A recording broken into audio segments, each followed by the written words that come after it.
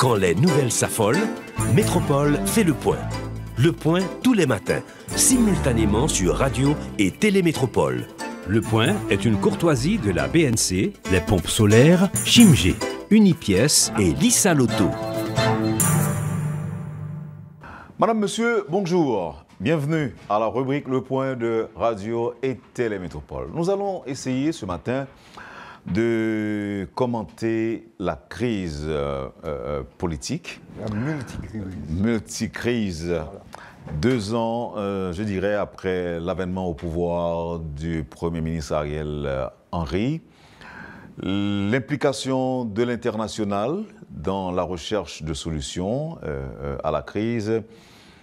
Le sommet, je dirais le sommet interhaïtien tenu à la Jamaïque, l'implication de la CARICOM qui a une délégation actuellement en Haïti, toujours pour essayer de trouver une solution et même faciliter le dialogue, je dirais, entre Haïtiens, dans un contexte où des protagonistes souhaitent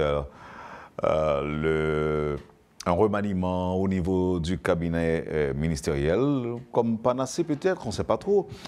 Nos invités sont donc des professeurs d'université. Le professeur Joseph Harold Pierre et le professeur Irard Jadot, d'ailleurs recteur de l'université CFDE, Centre de formation et de développement économique. Ces 2 brillants intellectuels sont là avec nous ce matin pour nous faire profiter de leur compréhension et même pour apporter des éclairages à tout ce qui paraît confus pour le grand public. Nous parlons de la crise, nous parlons politique. Ils sont à la disposition de Métropole ce matin.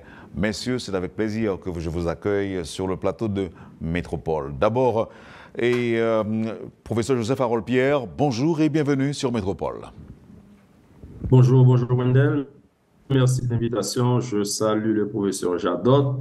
C'est un honneur de discuter avec lui ce matin. Donc, je me rappelle qu'on a utilisé ces livres à l'école et je salue tout le public qui nous suit ce matin. Merci.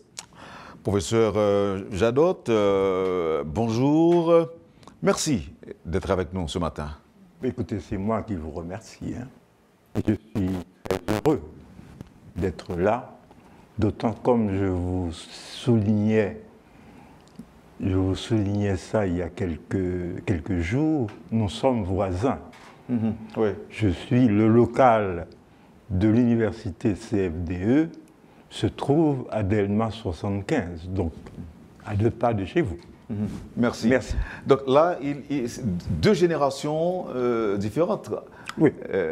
Vous et le professeur Harold Pierre, vraiment 2 générations complètement mais différentes. proches, je dirais. Oui. Et vous allez pouvoir nous expliquer votre compréhension. Celle de Joseph Harold Pierre, j'espère qu'elle ne sera pas diamétralement opposée à la vôtre, non, je crois pas. dans l'intérêt du public. Alors, d'abord, votre compréhension de cette crise que vous qualifiez de multiple d'abord, cette crise qui traverse le pays, et ceci depuis bientôt une 40aine d'années, absolument, je dirais. Écoutez, vous savez, on peut aller chercher un petit peu le point de départ de la crise dans la fin de l'occupation américaine. La fin de l'occupation américaine et la prise du pouvoir par le président Sténio Vincent. Et Vincent avait donné un nom à ça, la seconde indépendance. Donc ça veut dire que... Oui, mais même en 86 aussi, on parlait de 2e indépendance. Non. Près de nous. Et 86, c'est autre chose, ça. C'est différent, tout à fait différent. Là, c'est les élites haïtiennes qui décident en 1934 donc au départ des troupes d'occupation, de s'aligner sur les États-Unis d'Amérique. Donc, à la limite, moi j'emploie une image très précise. Les élites haïtiennes ont décidé de monter sur le porte-avions américain. Lorsque vous montez sur un porte-avions, vous n'en êtes pas le conducteur, vous n'en êtes pas le pilote, il y a quelqu'un d'autre. Donc, voyez un petit peu ça. Vous voyez le petit avion haïtien qui est sur le porte-avions américain et le pilote du porte-avions, c'est M. Donald Trump. Vous savez quel nom M. Trump a donné à ce pays? Oui. Bon, voilà. Donc, nous traversons aujourd'hui ce que je dirais une crise du partenariat entre Haïti et les États-Unis d'Amérique. C'est ça qui est. Vous êtes en train de nous dire que nous avions fait un choix. Absolument. Dont on paie les conséquences aujourd'hui. Exact. Et ce choix, c'est d'accepter de monter à bord du porte-avions américain. De devenir un... Allez, nous avons accepté ce que j'appelle un partenariat stratégique asymétrique avec les États-Unis. Dans le partenariat stratégique asymétrique, il y a un dominant et un dominé. Et un dominé. Yeah. Et nous sommes dans le rôle du dominé. Et les États-Unis ont fait ça avec tous les pays de l'Amérique au début du XXe siècle. Mais vous avez dit que ce sont les élites d'alors qui avaient fait le choix. Mais oui, qui ont choisi, je pense que c'est Jean Casimir qui disait que les élites haïtiennes avaient demandé une occupation pour en finir avec la succession de les troubles politiques. Mais on vous dira aussi que parce que c'est toujours le cas, hein, de 1934 à aujourd'hui, ce sont toujours les élites politiques ou économiques qui demandent l'intervention. Oui, toujours. Toujours. Ok. C'est parce qu'ils refusent d'aller à l'essentiel. Et l'essentiel, c'est l'industrialisation de ce pays. Les acteurs politiques, il y a un seul acteur qui avait l'habitude de parler d'industrialisation. Il s'appelait Louis Desjoie. Depuis, personne ne parle de ça. Écoutez, une société repose sur deux piliers. La création de richesse et la répartition inclusive de cette richesse. Tous nos politiciens parlent de répartition de la richesse. Personne ne parle de création de richesse. Comment? Donc, si vous ne créez pas de la richesse, vous êêtes dans un état de mendicité à l'international. C'est ça que nous sommes. Laissez-moi voir la réaction du professeur Pierre. Vous nous suivez, je vous vois sourire de temps en temps. Est-ce que ça traduit des désaccords ou des acquiescements ou bien je ne sais pas trop. Et en fait, je soulignerai 3 points dans l'intervention du professeur Jadot. Et je partage l'idée de l'industrialisation d'Haïti. Pour moi, c'est fondamental. Il n'y a pas moyen qu'un pays se développe sans l'industrialisation, sans le développement économique. Cependant, je ne partage pas l'idée que, tout d'abord, cette industrialisation ne peut venir fondamentalement des acteurs locaux parce qu'ils n'ont pas les moyens pour cela. Ça, c'est la première chose. La deuxième chose, pour moi, là où je suis, je dirais, parfaitement en désaccord avec le professeur Jadot, c'est l'idée des élites. La crise d'Haïti vient fondamentalement de ce que j'appelle l'inexistence totale d'élites en Haïti. Il n'y a en Haïti ni élite économique, ni élite politique, ni élite intellectuelle. Et là, je dois clarifier que mon approche n'est pas celle italienne, l'approche des théoriciens italiens, mais plutôt une approche nouvelle des années 1960 nord-américaines, avec spécialement comme Robert Dahl. Maintenant, quand le professeur Jadot explique la crise d'Haïti par le choix qu'ont fait les élites pour se placer sur le porte-avions américain, en fait, ce problème ne vient pas de l'occupation américaine ou des années 1930, mais ça date de l'indépendance. Il y a toujours eu cette lutte géopolitique entre tout d'abord certains pays européens, comme spécialement l'Allemagne, la France bien sûr, et les États-Unis. Le dénouement va avoir lieu avec l'occupation américaine. Et ça s'inscrit très clairement dans la doctrine de Monroe. Et des déclarations qui ont été faites, si je ne me trompe pas, hier, par l'ambassadeur de l'Union européenne, clarifient ou s'alignent dans cette perspective. On ne peut pas, l'Union européenne ne peut pas aider Haïti si des pays comme les États-Unis ou le Canada ne prennent pas les devants. Qu'est-ce que cela veut dire? Il y a une répartition du monde. L'Europe s'occupe d'une partie, l'Amérique, les États-Unis d'une autre.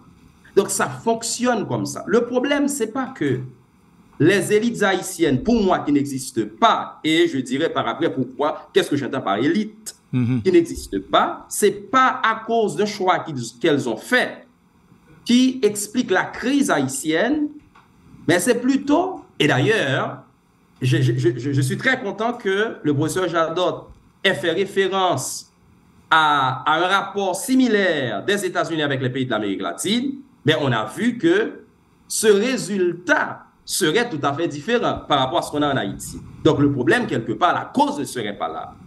Donc, la cause de la crise profonde d'Haïti s'explique par ce que j'appelle l'inexistence totale d'élite économique, politique et intellectuelle d'Haïti. Merci, professeur. Vous avez quelque chose à ajouter, professeur Jadot?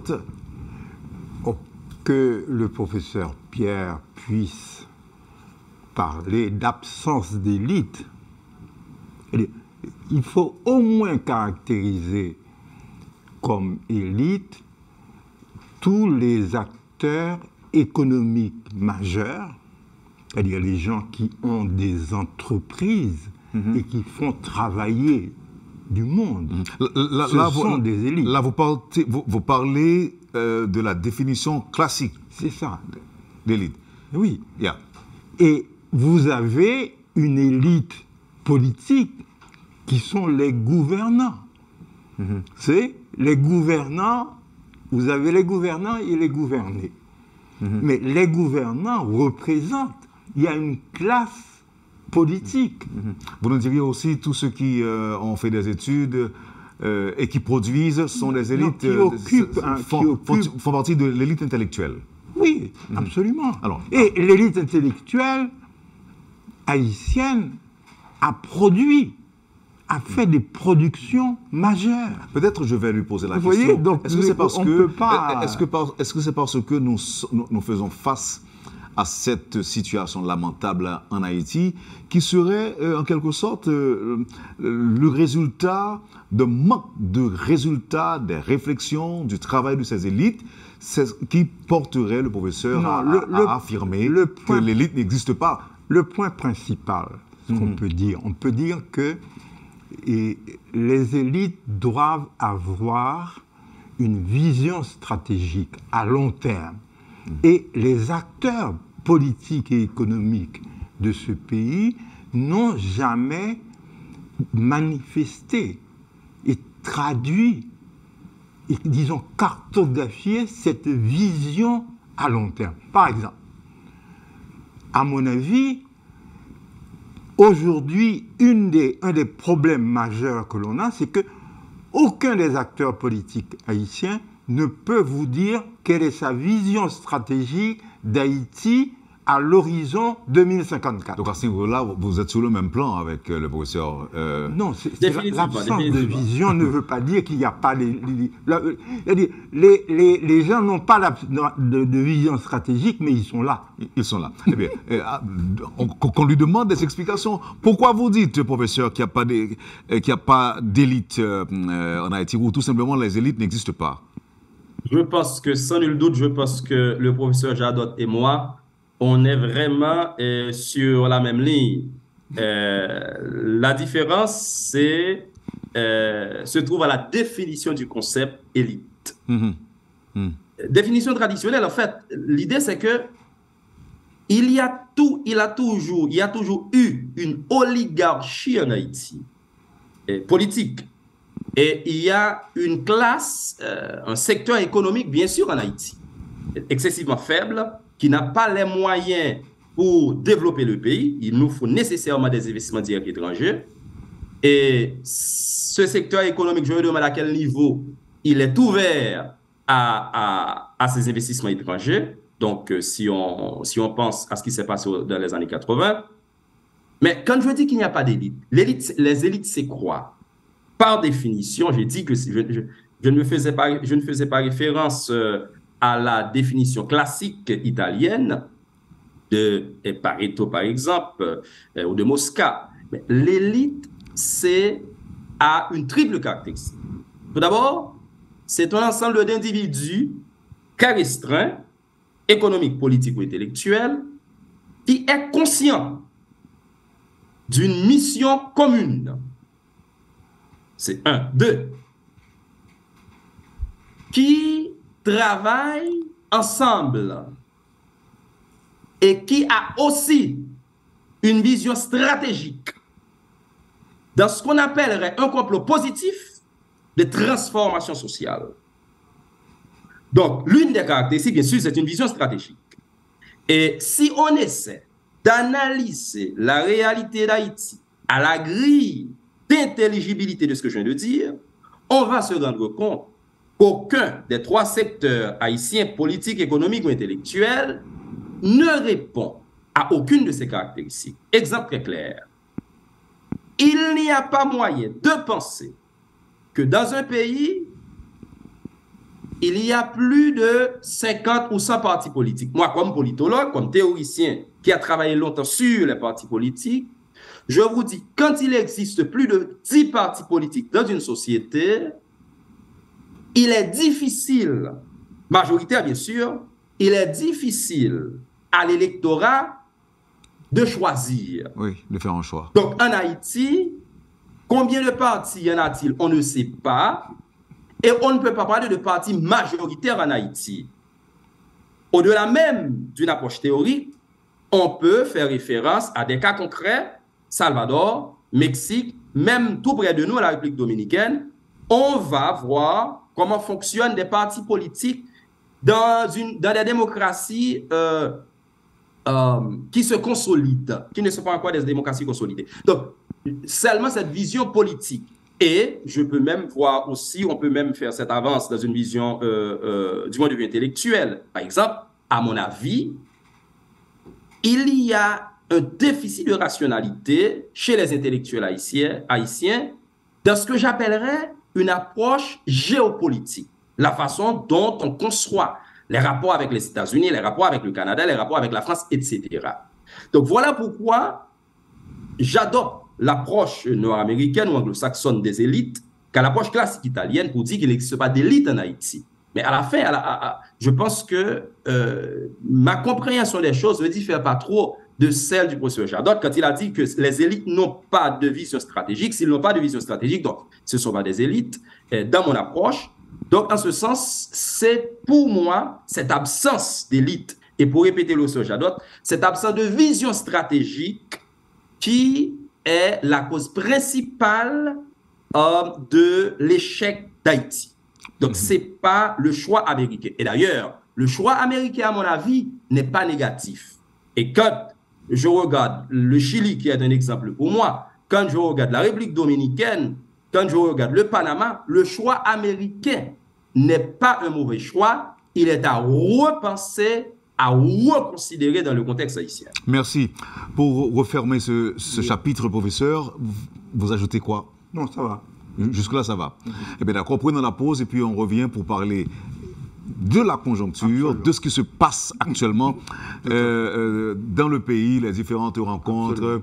Haïti qui regarde l'international pour un dégel de la crise sécuritaire notamment, et la présence de cette délégation de la CARICOM en Haïti. J'ai souligné avant l'émission qu'il y a un ancien qui fait le va-et-vient en Haïti depuis les années 90. Il s'agit de Colin Gunderson, qui fait partie de cette délégation. Il faut croire que nous faisons du surplace et on n'avance pas, il n'y a pas de progrès. Absolument. Si depuis plus de 30 ans, c'est-à-dire il est toujours là, Colin Gunderson, il vient pour essayer de nous obliger à nous mettre ensemble, à nous asseoir pour trouver une solution à nos différentes crises. On sait qu'on a eu pas mal.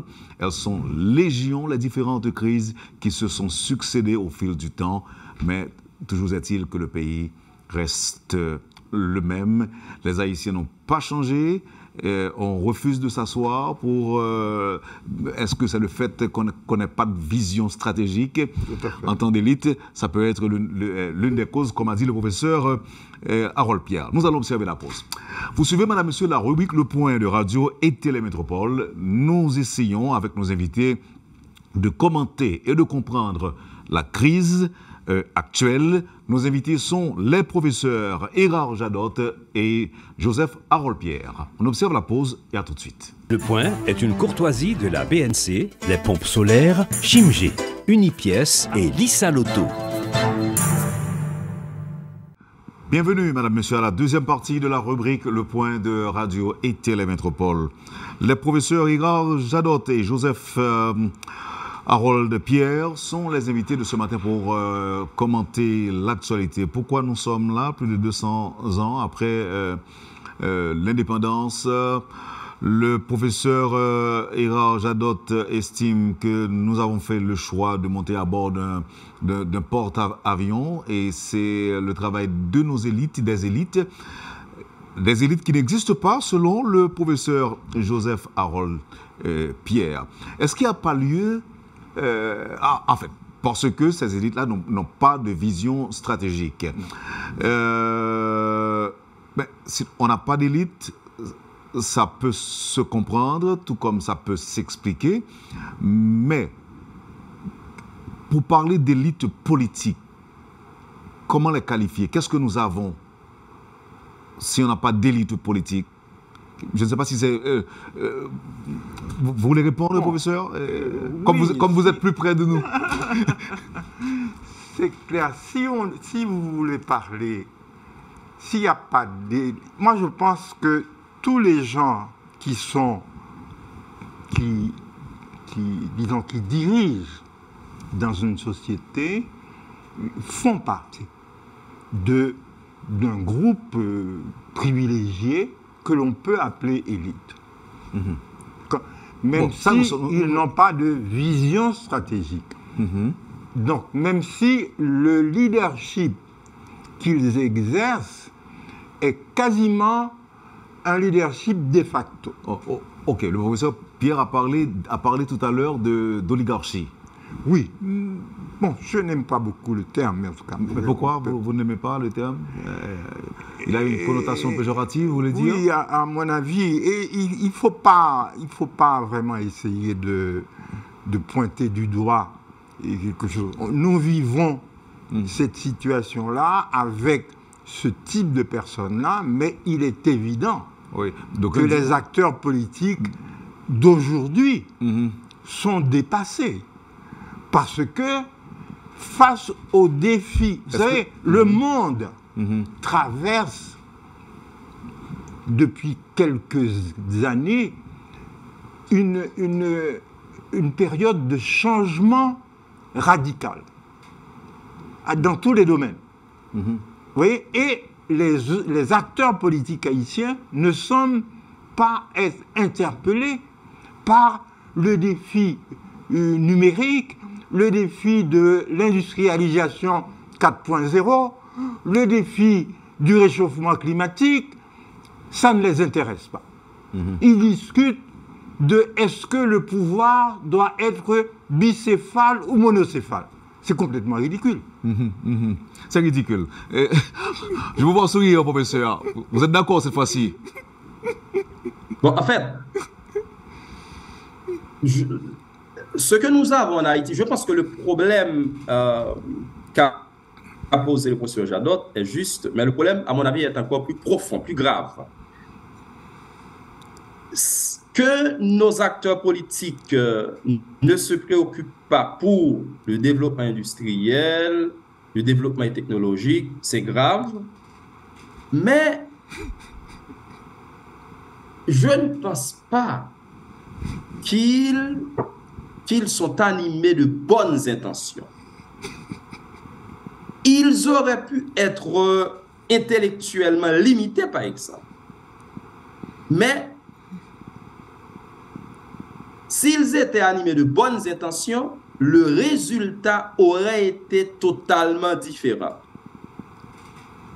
On ne peut que se référer à Antoine Simon, qui n'a eu que les études primaires.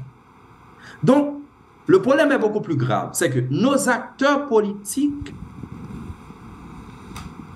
sont à ce qu'on appellerait en sciences politiques à une étape pré-politique. C'est des gens qui vivent dans un état naturel, ou plus pratiquement dans un état sauvage, et qui ils s'y complaisent et en bénéficient. Voilà la réalité d'Haïti. La situation actuelle, tout au moins actuellement, la situation les dépasse. Ils en sont tous victimes quelque part. Mais il y a très peu, cette situation leur convenait et ils en bénéficiaient. Voilà la réalité des acteurs politiques haïtiens. Mais la mentalité n'a pas changé et ça demeure. Les observateurs diront, professeur Pierre, que vous êtes en train d'accuser tous les membres de la classe politique comme étant responsables de ce que nous vivons aujourd'hui. Et je pense que quand on fait une analyse, il y a ce qu'on appelle en sociologie, même si je ne suis pas sociologue, de Max Weber, idéal type.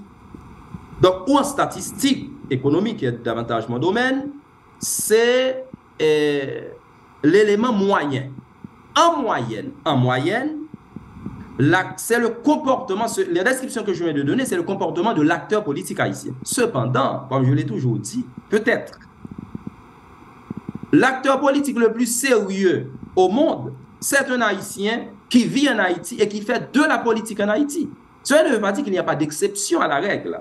Mais de façon générale, nos acteurs politiques sont des corrompus et des corrupteurs.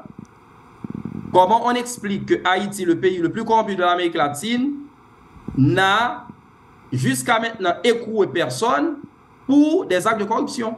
C'est un exemple clair. Mais ça, c'est d'un côté. De notre côté, il y a aussi un problème tout aussi grave. C'est les capacités de faire ensemble.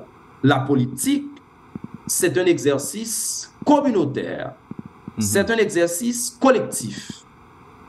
Je doute fort que la plupart de nos acteurs, surtout les plus influents, soient capables de rentrer dans une démarche institutionnelle. Voilà le mot à souligner. Institutionnelle. Donc, s'il n'y a pas un reflet, un symptôme de l'inexistence des élites haïtiennes, c'est l'inexistence d'institutions. Attention, cette inexistence ne se manifeste pas seulement au niveau du monde politique, mais si on essaie d'analyser un peu tous les secteurs, on va se rendre compte qu'il existe une crise institutionnelle profonde en Haïti. Vous avez souligné... Voilà. Merci, professeur. Alors, dans une perspective de recherche de solutions à la crise politique, l'international a décidé de sanctionner des éléments de plusieurs secteurs, notamment secteur politique, secteur économique. Il y a des gens qui pensent que, en fait, après les États-Unis et le Canada qui sortent leur liste, qui d'abord des listes très critiquées par des concernés, on annonce une autre liste des Nations Unies qui pourra être rendue publique bientôt. Il y aura beaucoup de sanctionnés. Il y aurait beaucoup de sanctionnés dans cette liste selon des informations jusque-là disponibles. Est-ce que selon vous, cette stratégie de l'international peut se révéler efficace dans la recherche de solutions à la crise que nous traversons aujourd'hui? Deuxièmement, est-ce que vous pensez que si l'on arrive à écarter des membres de la classe politique par des sanctions, est-ce que ça annonce un horizon meilleur sur le plan politique en Haïti? Écoutez, tous les pays du monde qui ont pu augmenter le niveau de vie du citoyen moyen, donc éliminer la pauvreté, l'illettrisme, etc., sont arrivés à ça en industrialisation, en industrialisant le pays. Oui, mais ça, c'est-à-dire, ce ne sont pas les étrangers qui vont le faire pour nous. Non, c'est nous-mêmes qui devons faire ça. C'est avec nos idées et avec nos moyens. Et on peut faire ça. Sauf qu'il faut adopter une bonne stratégie. Il faut avoir une bonne vision. Ce qui n'est pas le cas aujourd'hui, mais on peut co-construire ça. Ce n'est pas... Écoutez, je vais prendre un exemple bien simple. Et en Haïti, disons en Amérique en général, les États-Unis ont décidé que c'était leur continent. L'Amérique aux Américains. L'Amérique aux Américains. Et c'est pas... Normalement, les citoyens des États-Unis, on devrait les appeler les États-Uniens. Oui.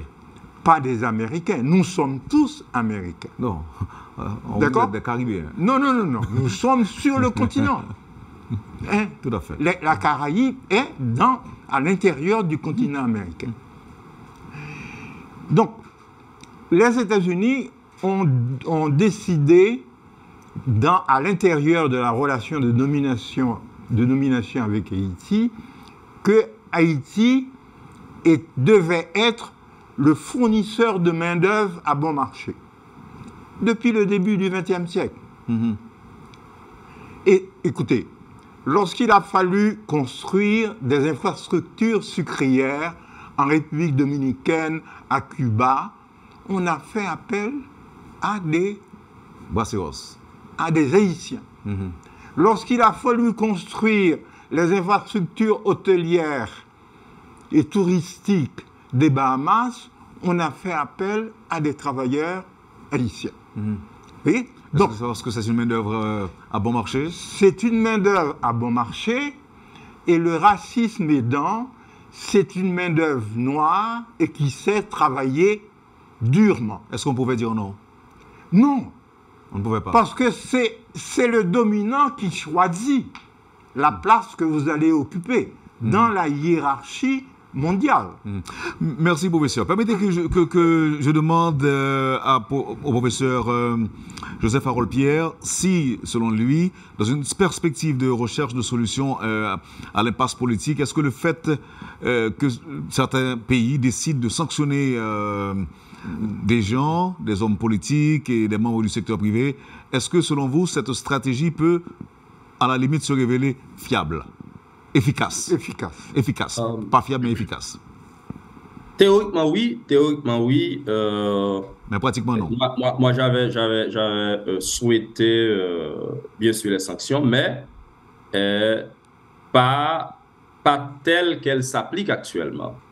Donc, je m'attendais à un durcissement des sanctions parce que c'est des sanctions maintenant très, je dirais, très souples. Ça, c'est une première chose.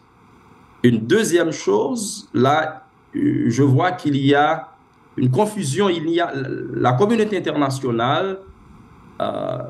C'est sûr et certain que la communauté internationale n'est pas d'une seule voix, mais dans le cas d'Haïti, à part des pays comme la Chine et la Russie, je pensais, sans être naïf, je pensais que la communauté internationale pourrait agir différemment, mais ce n'est pas le cas. Donc, on voit le Canada et les États-Unis, ils ne sont pas toujours au diapason. La République dominicaine a sa propre liste. L'Union européenne attend la sortie de la liste en septembre des Nations Unies, mais pense aussi avoir sa propre liste. Et rien ne dit que, d'ailleurs, on a déjà vu que les 3 listes qui sont déjà sorties, elles ne sont pas toutes pareilles. Donc, les 2 autres listes, on ne sait pas si elles vont être pareilles aussi. Toujours est-il qu'Haïti n'a pas de liste. Non, Haïti n'a pas encore de liste, mais Haïti pourrait utiliser toutes les listes qui sont sorties et voir ce qu'elle pourrait en faire. C'est pas à nous de donner le ton d'abord, professeur? Ça devrait être ça, mais étant réaliste, on n'a pas... l'acteur principal du jeu politique haïtien, expression que je répète depuis plusieurs années, est l'international. L'acteur principal du jeu politique haïtien, c'est l'international.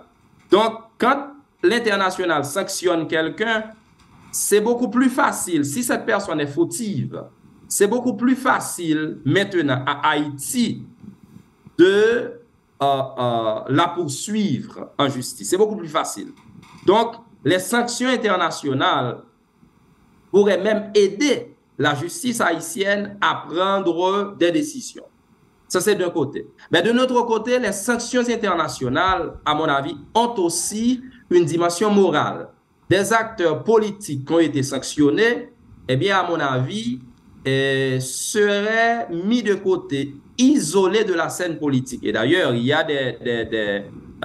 des médias qui, si je ne me trompe pas, n'invitent pas des acteurs ou certains acteurs qui ont été sanctionnés. Bon, ça devrait être pour tout le monde. Cependant, quand chaque pays a sa propre liste, eh bien, même la dimension morale des sanctions perd de sa force. Pour ne pas dire perd tout son sens. Oui, mais on dénonce aussi le manque de transparence dans les dossiers des sanctions. C'est aussi important et je pense que l'international, si elle veut aider Haïti, devrait acheminer les dossiers analysés à l'État haïtien. Donc pour moi, ça c'est le moindre que l'international puisse offrir à Haïti. Acheminer ces dossiers à l'État haïtien, ça devrait se faire. Et aussi voir comment l'international pourrait davantage agir d'une seule voix sur le cas haïtien. Mais aussi une autre aide qu'on attendait de l'international, c'est vu que la situation économique du pays s'est aggravée considérablement ces derniers temps, eh bien, augmenter aussi un petit peu la proportion qu'elle accorde chaque année à Haïti. Maintenant, on a besoin de 720 millions de dollars américains. Eh bien, jusqu'à présent, on n'a reçu que 165 millions, soit 23%. Je ne sais pas si ce montant est déjà décaissé. Peut-être que c'est des promesses, je ne sais pas. Mais de toute façon, on parle de 23% jusqu'à maintenant.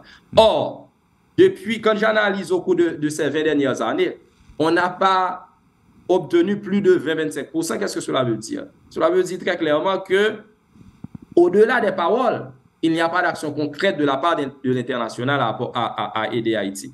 Et pour moi, c'est intéressant quand l'ambassadeur de l'Union européenne, hier, si je ne me trompe pas, a dit que il ne voit pas encore les effets des sanctions. C'est un peu confus. Donc, si pour lui, qui est de la communauté internationale, c'est un peu confus, pour nous autres Haïtiens, c'est encore plus confus. Moi, je m'attendais à un durcissement des sanctions, que les dossiers soient acheminés au gouvernement haïtien et que l'international agisse bon, tout en considérant les intérêts de chaque pays, mais qu'elles agissent plus ou moins d'une seule voie. Je pense que dans cette perspective, les sanctions pourraient beaucoup aider Haïti, surtout à avoir une nouvelle classe politique qui est nécessaire pour le développement en Haïti. Mais un point que je voudrais souligner dans l'exposé du professeur Jadot, moi je suis tout à fait d'accord qu'il n'y a pas moyen de développer Haïti sans l'industrialisation, sans le développement, disons mieux sans le développement, sans l'industrialisation, sans la création de richesses, je suis totalement d'accord. Mais si on parle de gouvernance, maintenant, on est au niveau de la gouvernance économique. Mais un pays, avant tout, c'est l'État, c'est la gouvernance politique. Tant qu'on n'a pas un autre État, d'autres acteurs politiques, cette industrialisation, ce développement économique ne sera pas possible. Ne sera pas possible parce que on n'aura pas l'accompagnement de l'État, on n'aura pas les infrastructures nécessaires et, à souligner, pas moyen de développer Haïti sans les investissements directs étrangers. Et personne ne viendra investir en Haïti tant les conditions minimales n'existent pas. Merci, professeur. Et ça passe par un autre État. Merci, professeur. Depuis le 24 avril dernier, des Haïtiens font l'expérience d'un mouvement baptisé Bois-Calais, BK. On estime à déjà quelques centaines le nombre de bandits qui auraient été tués et, dans le cadre de ce mouvement. Ces derniers jours, on observe, enfin, le kidnapping, peut-être à la faveur de ce mouvement, avait considérablement baissé. Nous avons observé dans la région métropolitaine qu'on n'a pas enregistré de cas d'enlèvement pendant environ un mois. Ces derniers jours, il y en a pas mal. Il y a un regain, une petite recrudescence, je dirais. La peur commence donc à s'installer dans les esprits des Haïtiens. Et que parallèlement, les Haïtiens, des Haïtiens, et peut-être même le gouvernement, attendent encore que le blanc vienne nous donner un coup de main et pour démanteler les gangs armés en Haïti, qui aujourd'hui contrôlent encore une bonne partie du territoire du pays. À Martissant, on ne peut pas traverser. En plaine, pareil, on n'arrive pas à traverser quoi des bouquets. Est-ce que vous pensez, messieurs, que les différentes délégations, que ce soit des délégations haïtiennes qui se rendent à la Jamaïque ou ailleurs, les différents sommets auxquels participe le Premier ministre haïtien et cette délégation de la CARICOM qui est actuellement en Haïti aujourd'hui, est-ce que vous pensez que la solution à la crise globale et aussi à la crise sécuritaire en particulier est pour demain? Non. Là, il n'y a pas de solution pour demain, vous savez. Et ce qu'il faut regretter, c'est que l'international se concentre sur les problèmes sécuritaires et les problèmes d'aide humanitaire. On ne développe pas un pays en donnant à manger à ses citoyens. Vous savez, c'est ce que l'on appelle, c'est l'assistanat permanent. Je crois que la communauté internationale veut condamner Haïti à l'assistanat permanent, c'est-à-dire ou la mendicité en permanence. Parce que le problème principal de ce pays, c'est le problème de la pauvreté. C'est-à-dire le fait que ce pays qui va devenir, dans quelques années, le pays le plus peuplé de la Caraïbe, il y a un taux de chômage équivalent quasiment à l'intégralité de toute une classe d'âge. Mais comme ce n'est pas possible. Le problème du pays est lié à la pauvreté. Vous faites allusion à quoi? Au fait que les gens n'ont pas de travail. Ok. Les gens ne travaillent pas. C'est-à-dire, vous avez une population qui... Écoutez, vous savez, et je pense que Harold Pierre pourra nous confirmer ça, Haïti est un pays qui se désindustrialise. C'est-à-dire, le nombre d'emplois industriels qu'il y avait en Haïti dans les années 80 a fondu complètement. L'année dernière, on a perdu 20 000. Oui. Non, comparons il y a les années 80, c'est-à-dire il y a 40 ans. Et aujourd'hui, ce pays s'est désindustrialisé. Et c'est pour ça que les gens prennent la mer. Vous voyez? Donc, je crois que, et ça, c'est ça qui doit interpeller, en principe, les acteurs politiques. C'est ça qui devrait interpeller les acteurs économiques, qui aujourd'hui n'ont plus d'usine pour fabriquer quoi que ce soit, qui se contentent de vivre et de la gestion des virements de la diaspora haïtienne à Haïti. Les causes de nos malheurs sont profondes, nombreuses. La cause principale, c'est la pauvreté. L'extrême pauvreté. L'extrême pauvreté. C'est votre point de vue, professeur Harold Pierre? Une petite nuance, pour moi, c'est le résultat. C'est plutôt le résultat. Et, parce que la pauvreté, c'est le résultat de l'absence d'élite. Donc, c'est peut-être ça. Et je partage l'idée que l'international... je ne dirais pas que l'international nous condamne à l'assistanat. Pourquoi? Ma compréhension des institutions internationales et de la communauté internationale est que,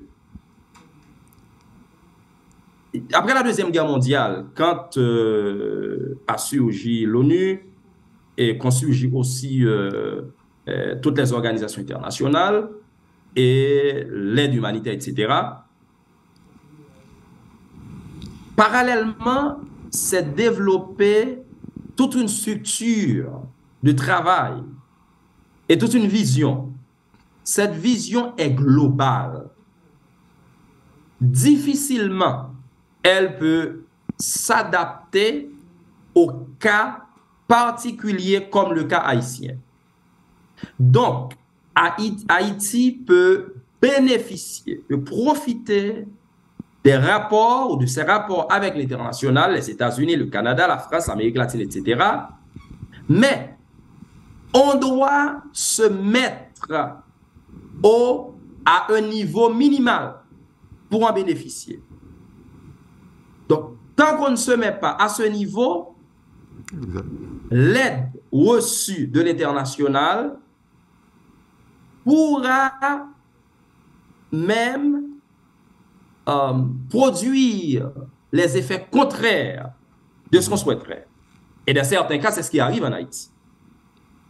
Donc, il nous faut nous niveler pour profiter des rapports avec l'international. Mais dans le contexte actuel, parce que là, je vois une résolution à moyen terme et même à long terme, mais à court terme aujourd'hui, par rapport aux problèmes auxquels on fait face. Quelle solution préconiser?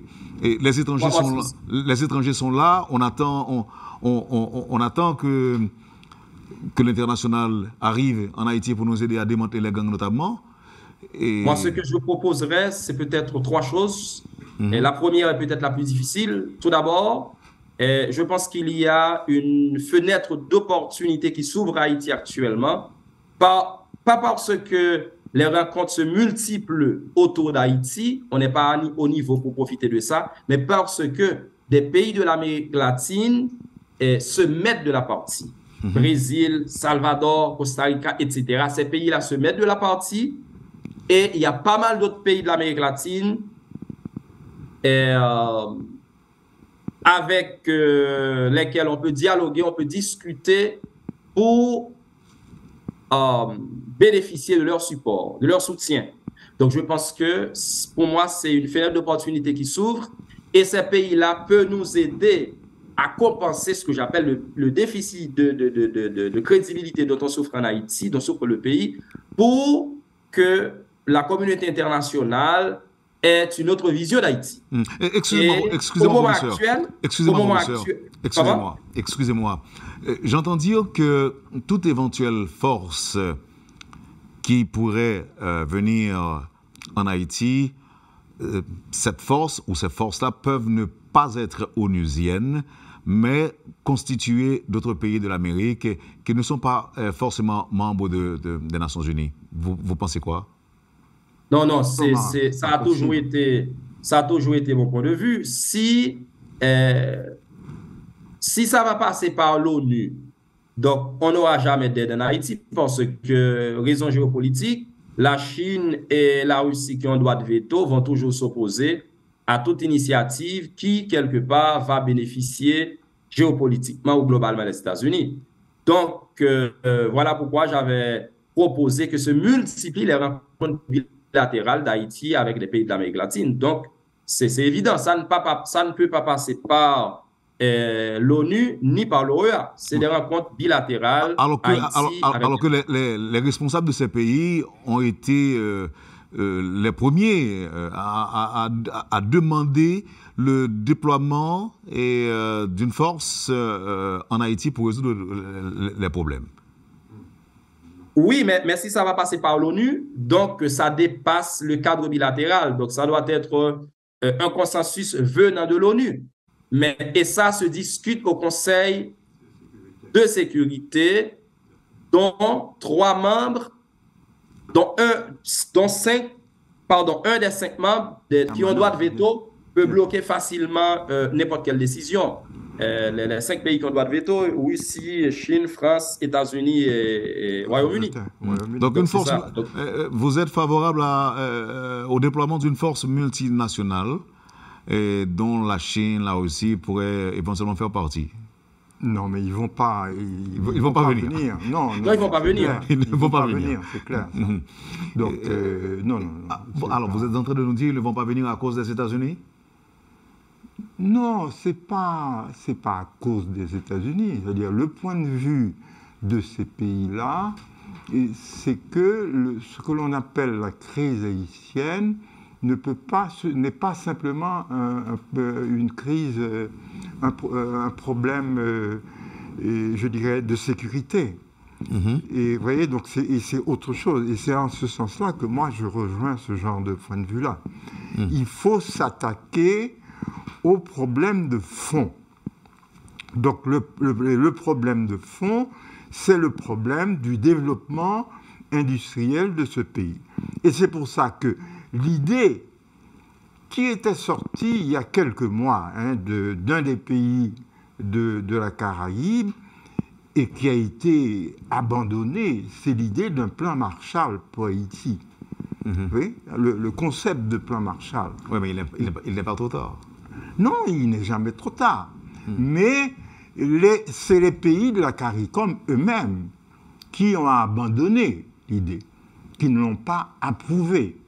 Mais je crois que, vous savez, la différence... Est-ce que c'est à eux de décider d'un plan Marshall? Est-ce que ce n'est pas à nous, Haïtiens, de formuler nos différentes demandes, de dire ce que nous voulons?